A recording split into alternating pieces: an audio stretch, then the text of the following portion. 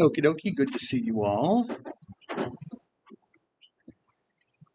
I hope you saw my email. There was a question asked. I just wanted to make sure you got it, my email that maybe you've already read from the Quran back in March, if you've been following along the dates. I know I've taken too long on each religion, but if you've been following along in the syllabus on page 22, you can see that there are readings from certain surahs of the Quran. So if you've done that already, fine. But if you haven't, then you might want to do it now so you can answer the questions on the discussion board, okay? And you can find the readings in the email that I sent out and also in the syllabus. I might do an extra credit. I've been debating it, and I'm thinking I might give maybe an extra credit quiz. I might put out some oh, okay. Thank you. I'm just not sure what I want to do with it because, I have a previous lecture that I have on YouTube where I talked about Buddhism, but I think I'll get to Buddhism. So, then I talk about Christian Science, the Church of Christ Scientist, and then there's a little talk about Jainism, one of these small religions, but has been an influential religion in the world. So I might, have you watch that or ask you to watch that and then give you a quiz on it. But I might do something else. I'm not decided yet. We'll see what happens, but that's the possibility. Okay. I guess that's all I wanted to mention. Moving on to Islam. Maybe we'll get finished with it today. We'll see what happens. I hope so. We want to talk about the community. Talked about the beliefs. And now we're going to talk about what's called the Ummah, or the community of Muslim, those who are subservient or submissive to God.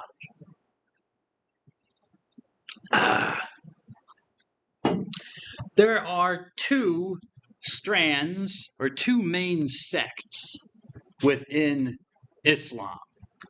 The Sunni version of Islam and the Shiite, or also called the Shia version of Islam. Shiite or Shia. I think the preference nowadays is to call it Shia, whereas traditionally Shiite. I'm a traditionalist, so I'll go with Shiite. It's the same thing, Shia Islam or Shiite Islam and Sunni Islam. And here are your definitions for what those are. Sunni is the kind of Islam that accepts the Sunnah. So the Sunnah, which is the Hadith, the traditions. Obviously, it should go without saying that both accept the Quran. The Sunnah and its communal interpretation as the ultimate authorities for how to practice the religion.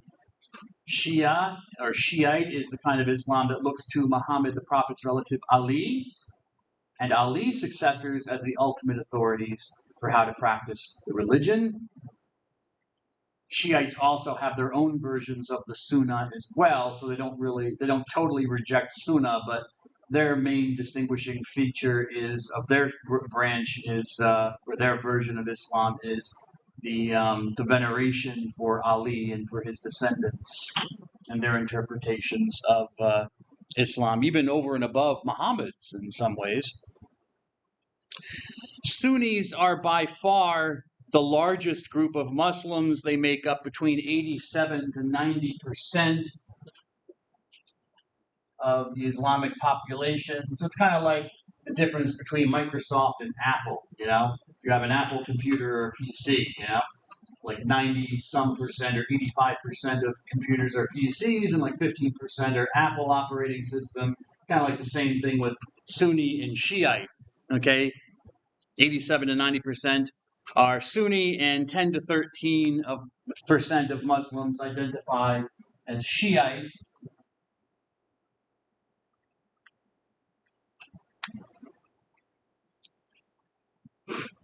How did this happen? Well, we already know how it happened, right, Mr. Hanley? You're nodding your head, sir. So I'm assuming that you know. So my next question to you is, what happened? Okay, you're not sure. All right, well, that's honest. That's fine. I know Ms. Purnell scurried out before I could ask the question, right? She was gone. All right, we'll see. Let's see, who else? Who else wants to answer this question? Well, what happened? We already know what happened. What brought about this breach in the community? Why do we already see it in the definition for the two groups, or at least one of the groups. Why are there Sunnis and Shiites? Go ahead, sir. Disputes over Muhammad's successor between Abu Bakr and Ali. Yes, and specifically, what was the dispute, basically? Succeed Muhammad, whether it be his relative or someone who performed the job. Yeah, excellent. Okay, so yeah, it really comes down to Ali. There was a group of people, as you said, there was a succession dispute between Abu Bakr and Ali. There were people who thought that it should come from a family member. They favored Ali. There were those who thought it should be the best man or person for the job, Abu Bakr. And so they chose Abu Bakr, and there was one group, a smaller group, that simply could not accept that decision. So right there you have this division, or the beginning of this division between what will come to be called the Sunni Muslims and Shiite Muslims. All right, Balser. Hello.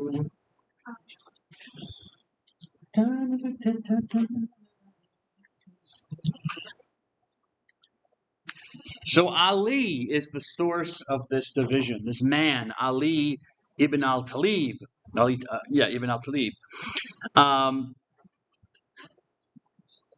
And as Mr. Sullivan told us, the origins of these two groups can go back to the essential question asked by the first generation of Muslims, which was, who should succeed Muhammad as leader of the community? There was the popular choice of the most effective leader from Muhammad's tribe, meaning his tribal group, but then there was the group that opted for the closest relative, whom they believed had received spiritual power from Muhammad. So that's an important point for Shiites, that Ali had a certain spiritual charisma, a spiritual gift that Abu Bakr didn't have, because Abu Bakr wasn't related to Muhammad. So what are these two groups? Oh, well, okay, I'll give you a picture here. The little picture I drew myself. Show you. So we have the Prophet himself.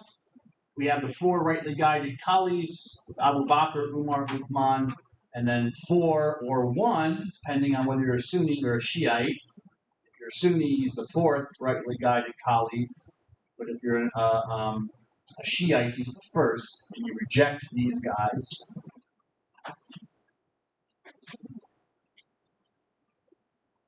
With Ali. So you have Ali. I should have put that down there. But anyways. And so here you have the Sunni, obviously the majority of Muslims, so they have the largest amount of real estate in the picture. Then you've got the Shiites, and then you have the successors of Ali, Hassan and Hussein, or Hussein, we'll get to in a moment. But so there's just a graphic to kind of show you the situation within the wider Islam. Who's who? And as we'll see later with Shi'ism, that Shiite Islam then breaks off into many, many different little sects within that. So it can become kind of confusing within Shi'ism. Sunnism seems to be pretty much the same. So let's start with Sunni, the largest group. Why are they called Sunni? Because they are the ones who claim to be following the Sunnah, or the custom of the Prophet. And so it comes from this Arabic phrase, people of the Sunnah and the gathered community, or the assembly, or in Arabic, Ahl, people, al-Sunnah, the Sunnah, wa, and al-Jama'ah. And the Jama'ah is the Arabic word for, just the gathered community, or the assembly of people. So from out of this title, Ahl al-Sunnah wal Jama'ah, you take out Sunnah and you get Sunni. People of the Sunnah and the assembly. That's how I put it on the PowerPoint. For Sunnis, the Quran And I get, we'd say also for the Shiites for the most part. But for the Sunnis, the Quran is the fundamental authority, but the Sunnah is the first living commentary on what the Quran means. So the Sunnah is equally a foundation for Islamic life. The Quran cannot be understood without the Sunnah. Okay? So you have to study the Sunnah as well as the Quran. For Sunnis, they believe that no one could truly succeed Muhammad in his nature and quality as a prophet. Remember, he's called the seal of the prophets. Okay, there was a long line of prophets before him, and he is the seal. He is the final one. You should expect no more prophets after Muhammad. Any successor to Muhammad could only be a guardian of the prophetic legacy. So the Khalifa, the Caliph, has a subordinate authority. A Khalifa or a Caliph really only has responsibility for the administration of community affairs in obedience to the Quran and to the Sunnah. Okay. So ijma, here's your definition for ijma, the consensus opinion amongst Islamic scholars about what the Sunnah means, what the Quran means, is paramount for the practice of Sunni Islam. Okay, you want to come to scholar, and you have various schools within Islam, many schools within Islam of jurisprudence, of the study of law, and how to apply the Quran, how to apply the Sunnah, the hadiths that are in the Sunnah to Muslim life or Islamic life. But they're all based around this concept of ijma. You come to a consensus opinion on how Muslims are supposed to pray, what they're supposed to do with the Hajj, how much of alms you should give to the poor. All these things have to be decided. And so the community has to come together on it.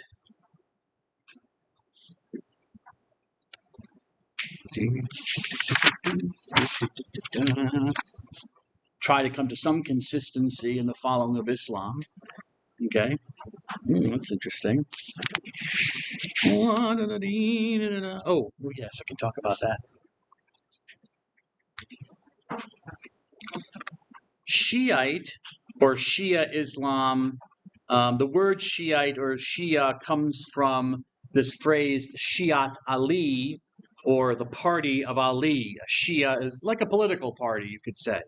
The group that follows Ali, the Shiat Ali, and that's where we get the word Shiite from, or Shia. And it's called the Shiat Ali because of, or on account of, its support for Ali's claim to the succession as the Khalifa.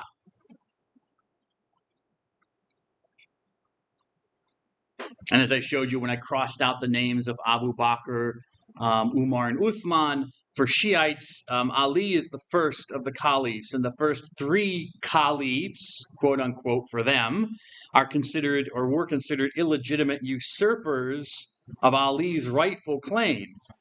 So for Shiite Muslims, Abu Bakr, Umar, and Uthman are not considered true caliphs at all by Shiites. They don't recognize their authority.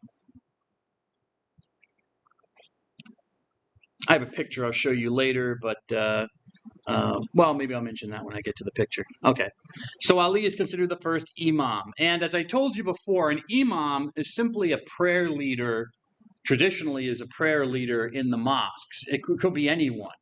Well, I shouldn't say it could be anyone. I don't know if women can't lead men in prayer, but I'm pretty sure of that. So it would be a man who would lead the community in their prayers and show, people would follow along with his actions and stuff like that, which keeps uniformity. Everyone's on the same page. Okay. For Sunni Muslims, that's what an imam is. Also for Shiite Muslims, you have a prayer leader, which you can call an imam. But the word imam, or the nature of an imam, has grown for Shiites and has become extended. So for Shiites, an imam is a man who has been chosen by God as a religious leader for groups of people who follow him. Kind of like the same idea with Hasidic Judaism. Remember, we talked about Hasidic Judaism and how they have different not houses. Houses, right? It's the word. It doesn't sound right though. Courts. That's what I said. They have different courts based on different, which are named after different towns that the particular Hasidic group came from. Usually those towns' names are places in Poland or Lithuania and stuff like that, and where they came from originally. And usually it's from the main rabbi that they follow in those towns. And so you have the Tzaddik, remember? The Tzaddik, the righteous one who leads the community in the Hasidic community. And that's kind of and I remember I described it kind of like as the Hindu version of a guru. And this is what an imam has become for Shiite Islam. Imam, what started out originally as the prayer leader in the mosque, transformed into more like a guru position, where you have an imam or like a tzaddik in Hasidic communities, where you have this person who becomes a religious leader who acts as kind of a conduit for God and can interpret and even reinterpret Islam for his followers,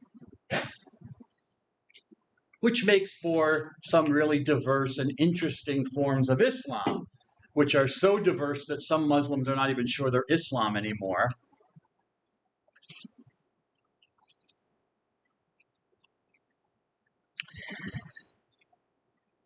Ali is the first imam, and so Ali is the principal figure, or the imam is the principal figure of religious authority for the Shiites. For Shia Islam, Muhammad only completed the cycle of prophethood. Okay, he only completed the cycle of prophethood, but that still left the way open for further divine revelation via the imam. Okay, so God can still speak to the Muslim community through the imam. The imam is not really like the Prophet Muhammad, and sometimes in some forms of some forms of Shiite Islam, some of the groups within Shiite Islam even subordinate Muhammad to their imam, and to Ali as well. You know, they make like Muhammad is seen as the prophet of Ali, really. Even though Ali is a latecomer, Ali doesn't receive the revelations. He becomes a believer in Muhammad's revelations. But anyways, so the imam can further reveal God's will. Beginning with Ali, Shiites believe that the imams inherited Muhammad's spiritual abilities for giving an infallible interpretation of the Quran. So the imam's interpretation can never be wrong, and for authoritative leadership in the community. The imam is seen as God's chosen one, who directs mankind's destiny, who even preserves and guides the world. Okay, so the imam becomes a really major spiritual figure for Shiite Islam. The imam must be a direct descendant of Muhammad through the Ali line. So as you might expect, they're very big on that direct descendancy, the blood relationship, but especially through Ali. So it can't just be any blood relative anymore. It has to be through Ali himself or his family. So it's never a matter of electing someone or having a consensus of the Ummah. And so because of this, there exist many factions within Shia based on which imam one chooses to follow. Many, many factions, in fact. Maybe I show this on the, there's Ali at the top, and here's a graphic that I got somewhere. Oh, okay, there I go, the attribution.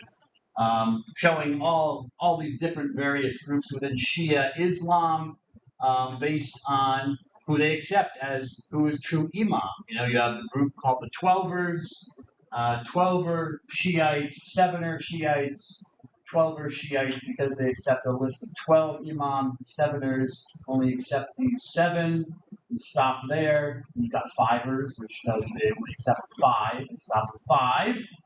Okay. And then you have all these different break-off groups, some of them bigger and some of them smaller. All right. But notice up here, Abu Talib, I said Abu Talib, Ibn Abu Talib. Here's Ali and Fatima, okay, one of the daughters of Muhammad. So you see his connection with Muhammad and Muhammad's father, Abdullah, okay.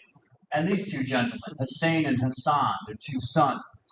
And you'll see that Hassan dies and he apparently leaves no progeny, but through Hussein come these imams. Take it for what it's worth. we'll talk about those two in a moment. So the two main groups of Shiites that you'll come across are the Seveners and the Twelvers, and as I just told you, it's based on the number of imams that they recognize to have been legitimate successors over Ali. The country of Iran, the Islamic Republic of Iran, which has been in the news recently. Does anyone know why? Anyone know why Iran was in the news recently? Just the other day, just like 2 days ago? Yes, Ms. Owens. Can we stop them from Bombing Israel. Yes, we were part of a coalition of countries, not just us, but Britain and Jordan and France, and that came together. And of course, Israel defended themselves, defending Israel against a bunch of rockets and missiles that were fired by Iran, mostly by Iran, but from other places. Why? Does anyone know why Iran fired rockets? Go ahead, sir. Israel destroyed their embassy, or the Iran embassy in Damascus. Yes, in Syria, the country of Syria. They, for whatever reason, I don't know why, but anyways, the government of Israel bombed their embassy and killed a bunch of people. So Iran retaliated. Scuttlebutt is that Israel is now working on plans to retaliate against Iran for sending the rockets, and so it's turning into a big mess. It looks like. Who knows? Hopefully, nothing will happen. Nothing will come of it. Let's pray so people don't get killed, but you never know. So Iran has been in the news. It's a majority Muslim nation, a majority Shiite Muslim nation, and it follows the Twelver variety of Shiite Islam. They believe in the successors of, I guess it breaks off here, come down here to Jafar al-Sadiq, and then they break off and they accept these people who come from him, and that adds up to 12. And Seveners go a little bit beyond Ismail. They end up there. I don't know why. I have to look it up. But anyways. So they are the Twelver variety of Shiite Islam.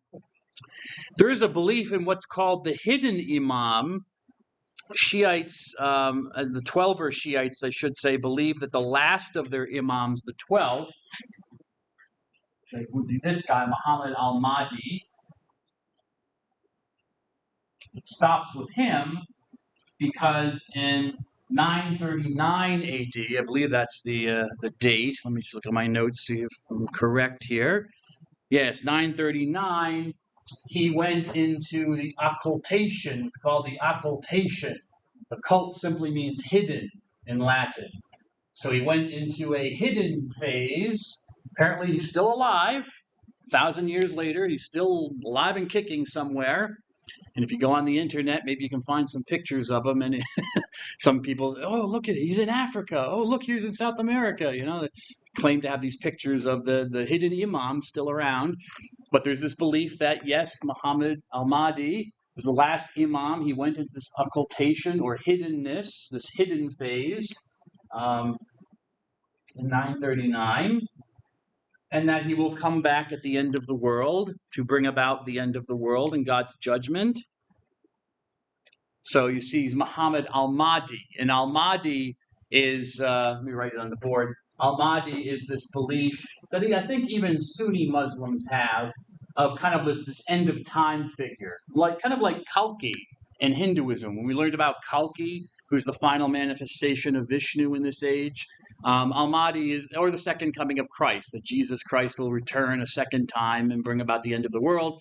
There's the same belief in Islam that actually Jesus will come again, not as, God or anything, but he will come again to lead the world to Islam and prepare the world for the acceptance of Islam and the end of the world.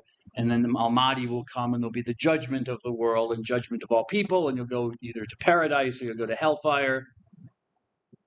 So the hidden imam will be part of that, and he's alive somewhere on planet Earth for the last 1,000 years.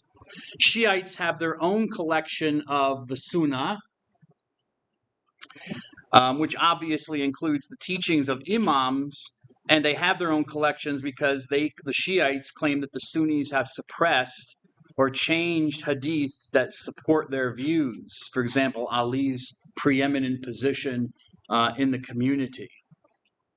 So they've compiled their own version of the hadith of the traditions. They also don't like the fact that the hadith are collected from some of those who opposed and fought against Ali's claim to succession in the first place. Okay, where do these two men, Hassan and Hussein, fit in? Al-Hassan ibn Ali, who died in 670, and Al-Husayn ibn Ali. Where do they fit in to this story? Well, after Ali died, or was killed, I should say, rather, his son Hassan assumed the caliphate, but not without opposition. Again, there was civil war, basically. He was not unopposed. There was a man called Muawiyah, who had opposed Ali, fought against Ali to be caliph. Muawiyah, he was still alive, and he opposed Hassan and his claim to take over from Ali. Hassan, though, seemed like a nice guy. He didn't want any more disorder in the community, so Hassan decided to make an agreement with Muawiyah for Hassan to abdicate from the caliphate in favor of peace within the Ummah, which he did, and then he decided to move to Medina and just live peacefully. And there he died. Possibly he was poisoned by somebody, according to the early sources, or he died from some unidentified illness. But anyways, there are two traditions about how he was killed. Muawiyah broke the agreement and declared before his own death, that his son Yazid should be his successor, which was actually a violation of the treaty that he had made with Hassan, son Yazid. And so you had another civil war within the Islamic community, the second Islamic civil war. Hassan, as I said, had died, but his brother was alive, Hussein. And Hussein wasn't going to put up with this. He tried to succeed as caliph against Yazid. But then there was, did I put that on the PowerPoint? No, I did not. I'll write it on the board. There's what happened was what's called the Battle of Karbala in 680.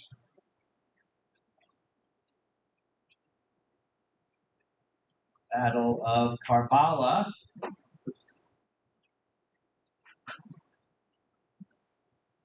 In 680, that's why he has a death date in 680. You can kind of figure out what's going to happen. And basically, he was marching up to Iraq. As it happens, Karbala is located, if I remember correctly, here in the modern country of Iraq. And Hussein was marching up there with an army. He had some supporters up there in the city of Kufa in Iraq. And he, as he was marching up to central Iraq, okay, he was marching up to Kufa in central Iraq. Up there, the supporters, and as he's going up there, this is territory that was loyal to Muawiyah and of course to his son Yazid, and he met an army of pro-Yazid army, and they attacked, and he was a much smaller force, and he got killed. So this death of Hussein at the Battle of Karbala in 680 is a defining moment for Shiites. For them, both Hassan and Hussein are considered martyrs for the Shiite cause. And in fact, Hussein is called the chief of martyrs. He died for his faith. His faith, I guess, that he was the true caliphate. And so Hussein's death is mourned and reenacted every year by Shiites. It's during the Muharram, which is the first month of the Islamic calendar. I think it's mentioned in the textbook, but I'll write it here on the board. Muharram, which is the first month of the Islamic calendar. And during that time, the Shiites will mourn the death of Hussein at the Battle of Karbala. They will they'll have passion plays where they reenact his death, men will go out into the streets with these chains with hooks on them, and they will whip themselves until they're bloody. I say men, also children. You see children doing this. To mourn. They'll smack themselves on the head until they're bloody, stuff like that, until just to mourn the death of Hussein at Karbala, because it's considered such a tragedy. Because basically, with Hussein, it kind of ends the hope of having a Khalifa from the line of Ali. So, I mean, for Shiite Muslims, they see kind of a mystical, kind of a quasi-redemptive or salvific saving union of their sufferings with the sufferings of martyrdom, not just of Ali, who was killed by a member of his own army because he was going to negotiate, but also in his sons Hassan, who may have been poisoned, and Hussein, who was killed in battle. That's what's going on there.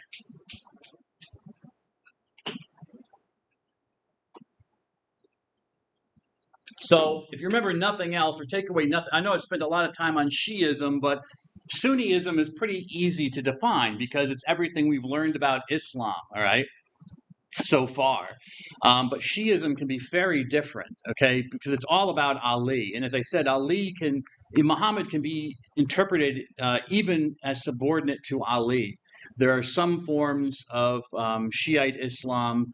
For example, the version that is in Syria that we just mentioned, Damascus, Syria, Bashar al-Assad, who's the president and some would say dictator of Syria, he actually is a Shiite Muslim. You can see here on our map,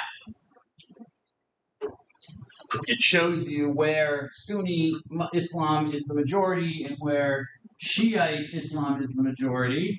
And you can see most of the areas where Islam is in the world, it's this light green, so it's Sunni, and the dark green is where the Shia is the majority. Iran is the only country in the world that is majority Shiite, so Iran. You have a ton of Shiites in Iraq, a number of Shiites in Afghanistan, number of Shiites in Yemen. So that's why when, as Ms. Owens told us, when Iran sent missiles over to Israel the other day, the Houthi rebels, who are Shiites, surrounded by Sunnis, also shot off their rebels that are trying to overthrow Yemen, the government of Yemen. So we had a civil war there for a long, long time. They shot their rockets from the south at Israel, so they were supportive.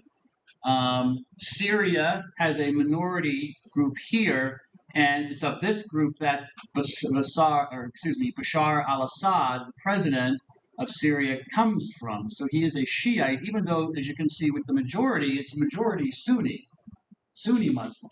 So he comes from this small group of Shiites in this western part of Syria that was somehow, his father was able to take over the government, and so he's in power, and who knows when he'll stop when he's dead, I guess. But who will succeed him? Oh, I shouldn't say Iran is the only majority nation, because this is Azerbaijan. And that's a country, too, and you can see that's majority Shiite as well. So it's Iran and Azerbaijan would be two countries with the majority of Shiites. Okay. Some throughout Turkey, not much anywhere else. You have Muslim majority here, countries like Albania, Macedonia, Serbia. You have a large group of Muslims in Serbia and in, I think that's Bosnia, in Europe. Okay, Muslims throughout India, Sunni Muslims. A few pockets of Shiite, but not a lot. So I want to say that. I just want to say something about that. Oh, I was talking about this. He is Bashar al-Assad, who is the president of Syria, is what's called an Alawi Shiite Muslim, the Alawi branch. It's just interesting because for that branch, Ali has become like God for them. I mean, Ali is become a divine figure. So they believe that actually Muhammad came as a prophet for Ali. Even though Ali supposedly was a human being and came accepted the message later that Muhammad preached, but they believe that actually Ali is a divine figure, has existed from the beginning of time. And so, and some versions of Shiite Islam also take versions of the Trinity and incorporate that into their belief system.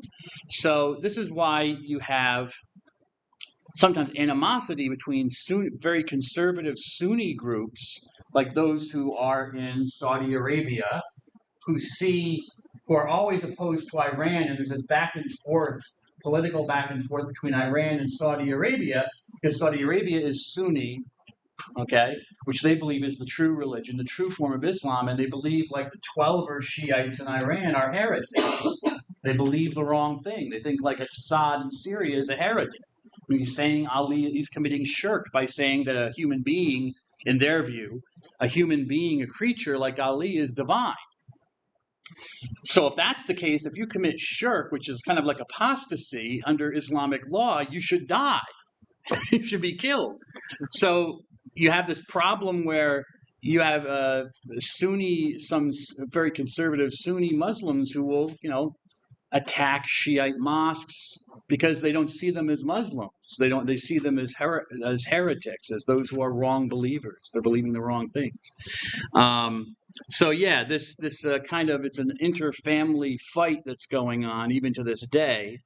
And I might explain why there's some opposition between countries like Saudi Arabia and Iran. It's more than just political. I mean, there's probably politics as well, but it's very much religious. Who has the true interpretation of Islam and who doesn't? And it goes really right back to the beginning of the religion with who should succeed Muhammad. I want to talk a little bit about the people of the book, because if you did read the Quran, you might have noticed that it talks about this group called the people of the book. And I mentioned this before. This is the name that Muhammad used in the Quran to describe Jews and Christians. But it can also be more generally used for any group of people that has a written scripture. For some reason in Islam, that becomes a major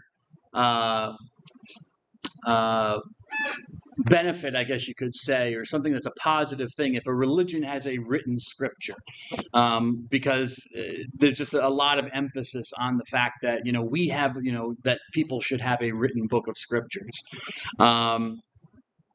Anyways, so you have the people of the book, but it primarily refers to the Jews and the Christians, the people of Israel and the followers of the Christ. In Arabic, it's Ahl al-Kitab.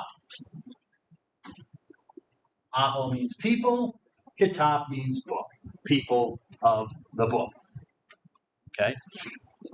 Really, it should be people of the books, as we'll learn in a moment, because we're talking about actually two different written scriptures here. The scriptures that were given to the Jews and then the Christian scriptures. But the phrase describes especially Jews and Christians. But it could also include some other groups that had their own written scriptures, Zoroastrians, who were an ancient religion from Iran that pretty much has died out. There are a few Zoroastrians that emigrated to India. They're called Parsis. They have a written scripture, so sometimes they'll be considered a religion of the book as well, but mostly it refers to Jews and Christians.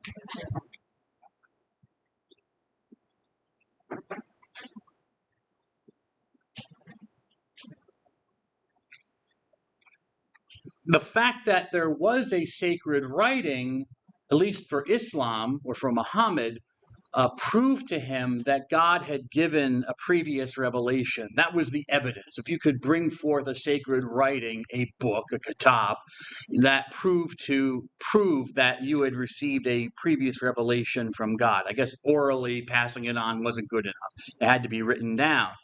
And so, as I think I might have told you, when the Islamic Empire extended itself, or when there was the creation of an Islamic Empire, and Muslim armies moved out from Saudi Arabia or the Arabian Peninsula, and they conquered groups of people who were mainly Christian, some Jews, but mainly Christian, people of the book, they didn't necessarily oppress them or force them to convert to Islam, although they probably wanted them to.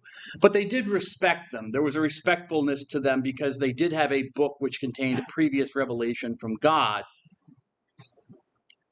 And from the perspective of the Quran, it seems to be the same revelation that Muhammad got. That's in the Quran. So you might ask yourself, well, but I've read the Bible, or I've looked at the Bible, the Old Testament, the Jewish scriptures, I should say, the Tanakh, or the New Testament. They don't read like the Quran. There's no connection, apparently. Yes, but that's because the Jew, or a Muslim will respond, that's because the Jews and Christians have changed the revelation. They've covered it up, so that, you wouldn't know that it was the Quran. So you wouldn't see the truth of the Quran. That's why God had to give it again through Muhammad. Muhammad receives it perfectly. He sees the al-Kitab, the mother of the book, perfectly and recites it perfectly, so it's unchanged. That's why you needed the Quran. But the Jews and the Christians had this special revelation before as well, so they should be respected. So in the Muslim empire, the Islamic empires, the Jews and Christians were considered what were called dhimmis. They were dhimmis. They had a protected status within the community. They were not forced to convert to Islam. A dhimma or a dhimmi, the word means protection in Arabic, so they were under protection. They were protected peoples.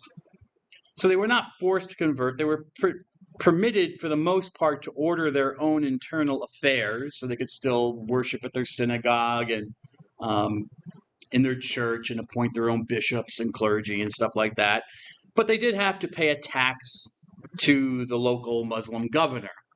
I mean, it wasn't all sugar and spice. I mean, there were other rules developed, like, a Christian or a Jew could not hold his head high in the presence of a Muslim, so you had to keep your head bowed if you were a non-Muslim. You couldn't sit on a horse because then you'd be higher up than a Muslim person. So there were some restrictions, societal restrictions. These things didn't apply if you were a pagan, however, if you're a polytheist, because that an idolater. In that case, you had to convert, or you simply had to leave or be killed, because that was unacceptable. You couldn't worship false gods. But Jews and Christians were different because they kind of they were Hanif, right? They had some belief in the one God, Allah.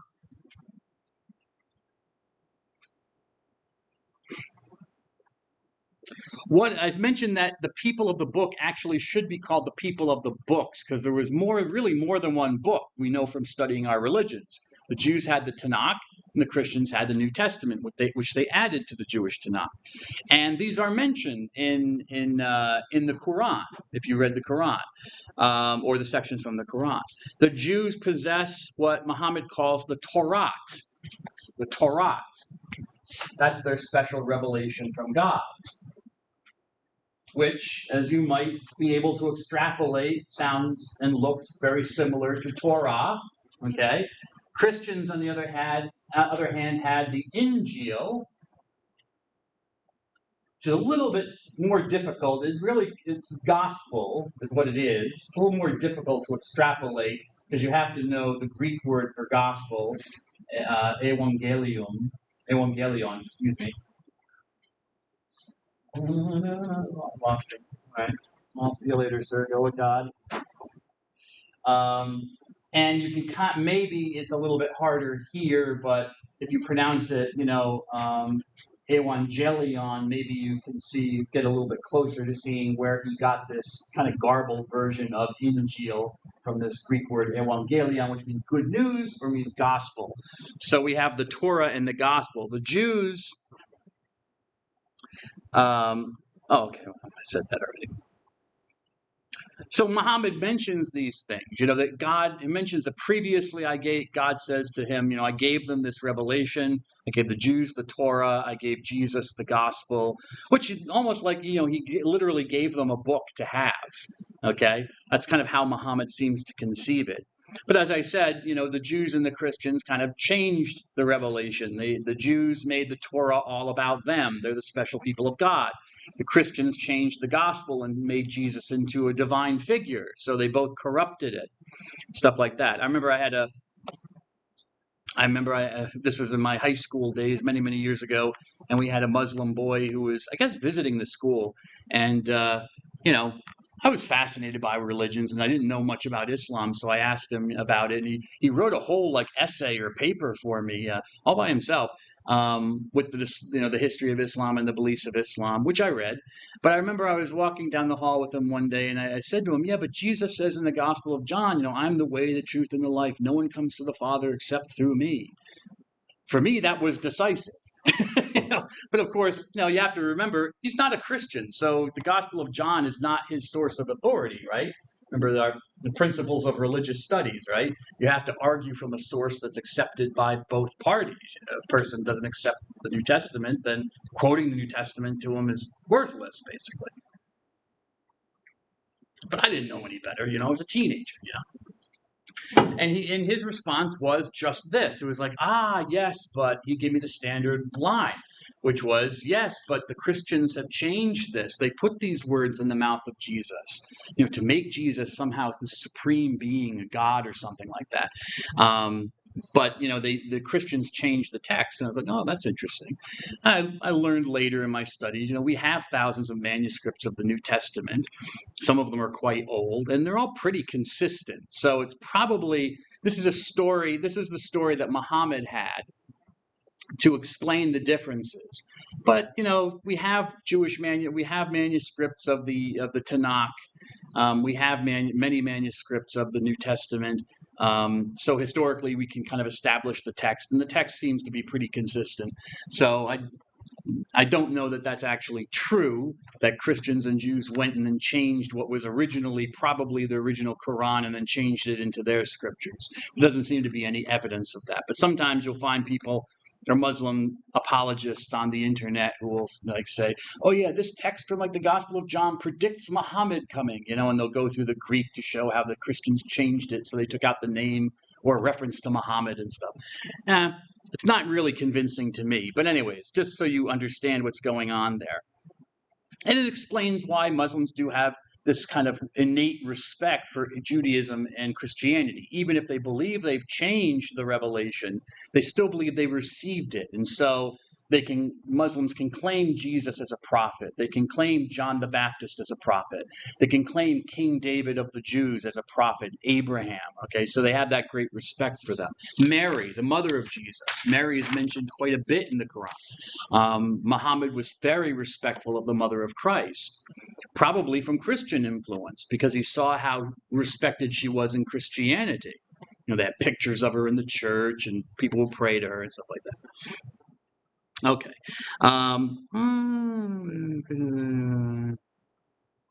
But there are differences with the people of the book. And maybe you also notice this in your readings.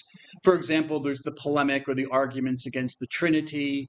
At one point, Muhammad even mentions the threeness of God and rejects that idea, rejects that Jesus could be in any way divine. He was totally a human being. He was not a divine figure.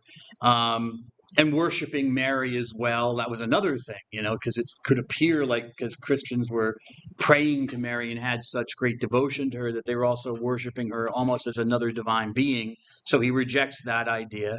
But he accepts the Christian story in his own way, as he understood it. And you can see this in the readings as well. For example, he accepts that Mary was a virgin when she gave birth to Jesus. He accepts that Jesus worked miracles. However, there are differences in the story because Muslims do not believe that Jesus was crucified. Right? This is one difference because God would never let that happen to a great prophet. In the Muslim belief, God would never let a great prophet like Jesus suffer such a shameful death. So you find, for example, in the Quran that there's this kind of allusion to the fact that when Jesus was crucified, God kind of substituted this man, Simon of Cyrene. If you know the story of Jesus' crucifixion, there's a guy named Simon who helps Jesus carry the cross at one point. I don't think I mentioned this during Christianity, but I'm just going to go that deep into the story. But anyway, just so you know, there's a guy named Simon who helps, some guy named Simon, who knows, but who is said to have helped Jesus carry the cross during part of his journey to crucifixion. Anyways, Muhammad says that what happened was God kind of switched Jesus with Simon. So actually kind of confused the Roman soldiers. So they actually crucified Simon of Cyrene on the cross, and Jesus kind of like was taken up into heaven, like poofed out of their view, or out of physical existence, you might say, and was taken up into God's glory. And so, was kind of laughing at them, while they were crucifying the wrong man. This is interesting that he mentions this in the Quran, because it shows that Muhammad's had some knowledge of Christianity, and it shows us what kind of a Christianity he was involved in at the time, because we do have stories, Christian stories of this. I think it's called the Gospel of Peter, if I remember correctly. We have early Christian stories which did not make it into the New Testament because they were written by Christians that were not considered orthodox, that were not considered right-believing Christians. Like they believe, for example, the person who wrote the Gospel, what's called the Gospel of Peter, probably did not believe that thought Jesus was God, that he didn't become truly human. He only appeared to be human, kind of like a ghost or a phantom. But he was really a divine being who would come from heaven. Maybe a secondary God that had been sent down by the true God, but he only appeared to be human. So when he's taken to be crucified, he substitutes himself for Simon, okay? And they crucify Simon of Cyrene, the guy carrying his cross for him.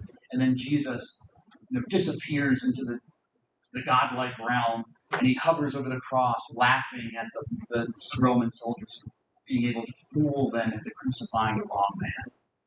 So this finds its way into Muslim belief. This was a belief of some unorthodox Christians that was not accepted by the larger Christianity, but it finds its way into the Quran. Other stories about Jesus also find their way into the Quran. For example, a book called the Infancy Gospel of Thomas.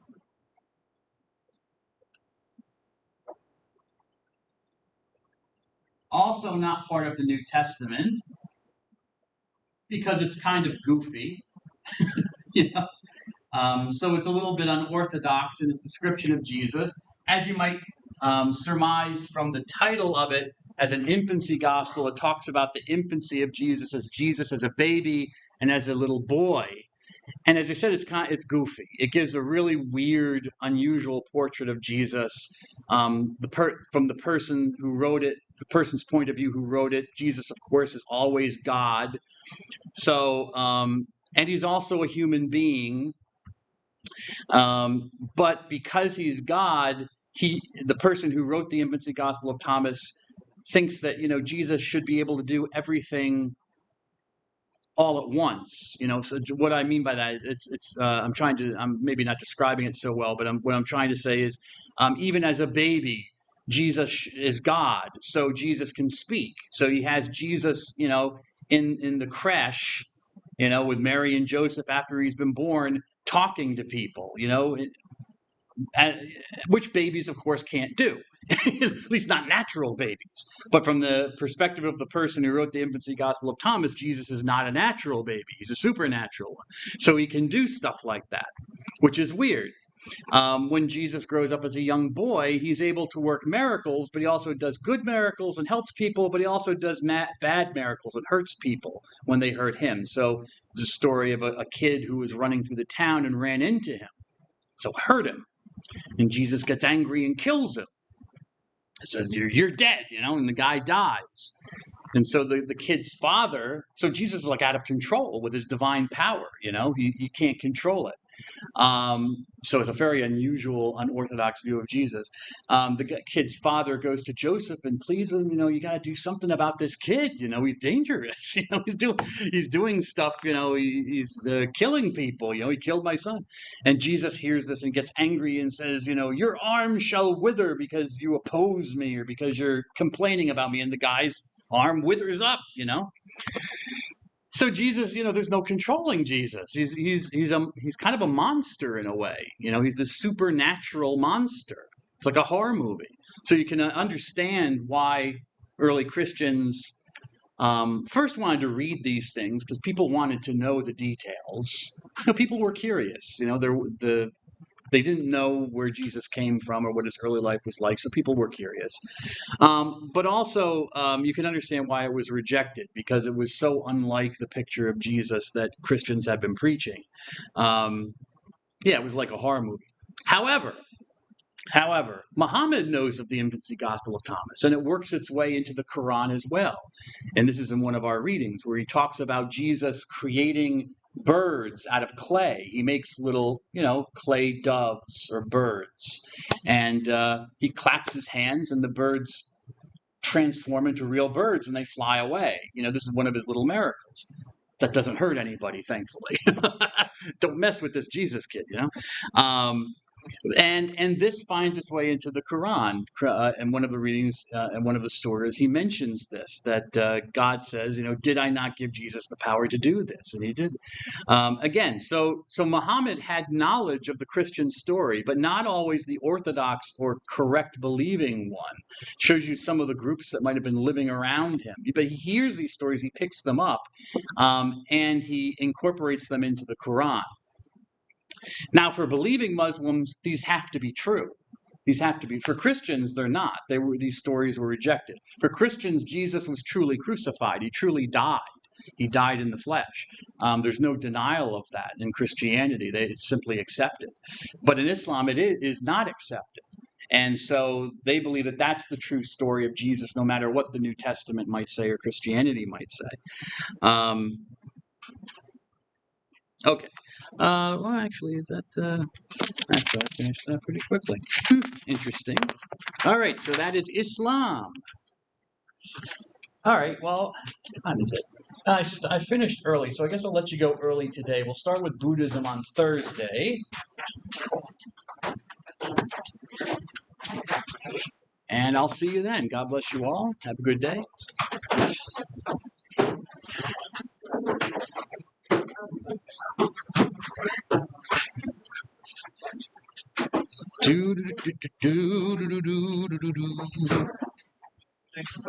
Have a good day, sir. Thank you.